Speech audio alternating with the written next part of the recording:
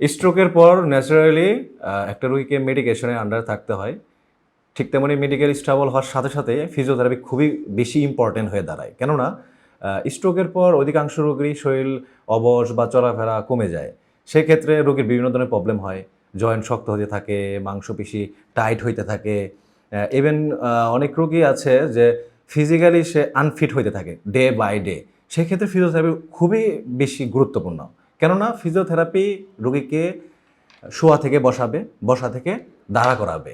সেই ক্ষেত্রে ফিজিওথেরাপির ভূমিকা অপরিসীম। ফিজিওথেরাপি যত তাড়াতাড়ি সম্ভব যদি নেয়, সেই ক্ষেত্রে তার জয়েন্ট শক্ত হবে না, তার শক্তি স্বাভাবিক থাকবে এবং প্রাথমিক পর্যায়ে যদি সে রোগী ২৪ থেকে ৪৮ ঘন্টার ভিতরে স্টেবল হয়, সেক্ষেত্রে তখন থেকেই তাকে ফিজিওথেরাপিটা নেওয়া উপযোগী, সবচেয়ে বেশি উপযোগী।